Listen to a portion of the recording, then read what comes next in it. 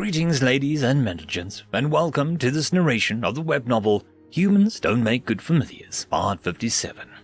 If you're new to the series, there is a playlist listed in the description, and as always, I hope that you enjoy. Chapter 57. Suma's POV. Digging out the tunnel would take time too, and there is no guarantee that it'll be faster, Vindicta pointed out. One pack seemed annoyed by her response, but instead of snapping, he relented and agreed to go back.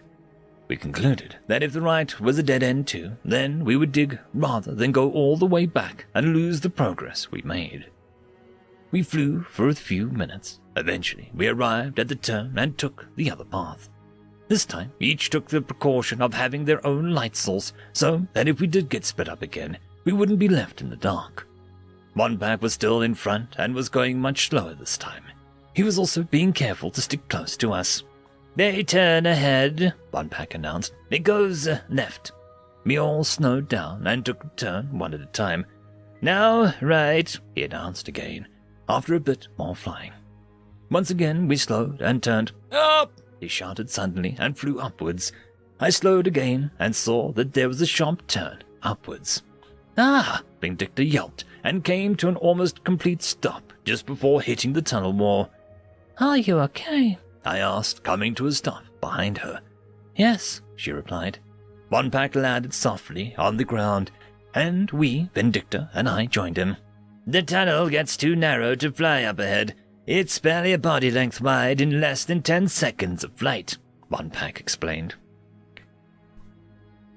Jake's point of view. "I can't fit Paxis any longer. We either need to turn back or send our familiars away until we are out of the caves," one pack said. "Orgosia is having trouble too," Vindicta said. "Jake?" Suma asked, worried. "Send me back," I told her while trying not to let my panic show. I was absolutely freaking out. I was crawling along the tunnel floor on my belly. The only reason I was able to go that far was by telling myself over and over again that I could get out just by asking Suma to send me back, which is what I did the exact moment I had the chance. It was dark, so I couldn't see myself disappear, but I did notice once the darkness became fully engulfing and swallowed me up. "Ever closer, never as close as he was now," I heard a distant but familiar voice say. "Come, step into my maw," said another familiar voice. "You already stand upon my head." "No, he's gone now, far away," the calm one said. While all of this was happening, I felt like I was floating in darkness. There was no light, no falling sensation, and I didn't see the source of the voices. "No longer within my reach." As soon as he said that, I opened my eyes to see a dimly lit bathroom at the gym, the one that I was summoned from earlier. The panic from being stuck in the cave finally caught up with me, and I rushed to an open stall and threw up. I spent several minutes in the bathroom trying to hold back a panic attack. "I am never doing that again," I panted quietly to myself in the stall. Once the attack passed, my mind began to clear up, and I was able to focus on what happened with those voices. Why did they keep showing up? I wondered. There didn't seem to be any common denominator between the time I had seen them. First was when I became Suma's familiar. Next was when Suma summoned me a few months ago. And now, the only common factor is Suma, and she didn't know anything about it. I thought about what the thing said. "You already stand upon my head." That's what he said. What does that mean? I pondered it for a few minutes, and then came up with several disturbing theories. But that's all they were. Theories. Until I had more information, I decided to just go home and wait for Suma to call me back.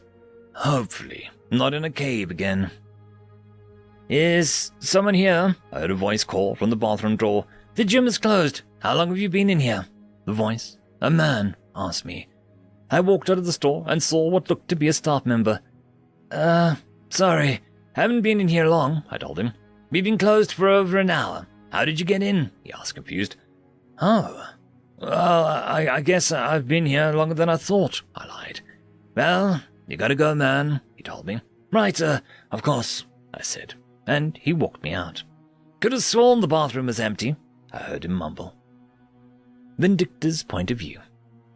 We were going along at a steady, albeit slow pace as one pack moved mounds of dirt with each second. Left, right, he chanted as he used his magic and slide the dirt aside. He would chant, the dirt would move, and he would fly forwards. Then the cycle would repeat.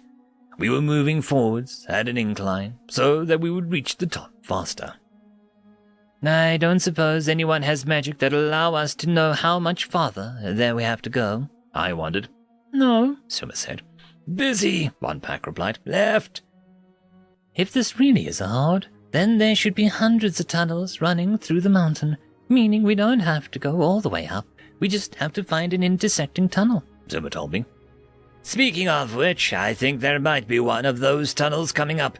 The dirt is becoming much looser, which might mean an exit, One Pack announced. We better all hope that's what it means anyway, because I'm running out of mana. Performing one spell after the other is taking greater toll of me than I assumed that it would, he explained.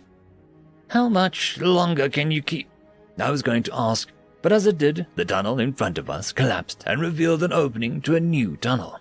Oh, good. Thank the dragons, One Pack said, and laid on the ground, exhausted.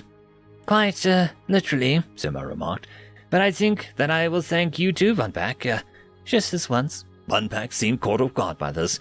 He looked like he wanted to say something, but remained quiet. He's speechless. It's a miracle, I joked. One Pack stuttered and scoffed for a moment, probably offended, but just shook his head and sighed. Point of view, One Pack. He's speechless. It's a miracle, the nameless Vandictor said, most likely an attempt to tease me. I was caught off guard. I tried to say some kind of retort, but fumbled over my words and resigned to remain silent instead. I'd been injured earlier, badly. I was rendered unconscious, but rather than leave me behind for slowing them down, they healed me. I thought them foolish. Why would they risk not winning for anyone? Why sacrifice victory for a fool who made arrogant mistakes? I wouldn't have. This place is enormous, the one called Suma said after inspecting the new tunnel that I had unveiled. It's as wide open as a grand temple. I was still weak, but I managed to stand and fly over to the opening. She was right. The area was huge. It was not only tall, but it was also stretched farther than the light of our flames could reach. The darkness made the area feel endless in every direction. The dark rock that made up the walls also seemed to absorb the light that somehow managed to reach it, creating what appeared to be a void where nothing existed. This is incredible, Vandictor loudly exclaimed, the room filled with something that shook us to our core. Incredible, incredible, incredible! We were not alone in this cave. End of chapter. The algorithm reckons you should be watching this video next, and I recommend that you should be always watching my video. So, click with energy! And yes, clicking that does help the channel. Thank you very much. I would just quickly like to give thanks to our Tier 5 members. Alithia, Barky, Feudicuel, Meridian117, Cam Maxwell, Casper Arnholtz, Albarden Guster, Savage Patch Papa, and Lord Azrakal.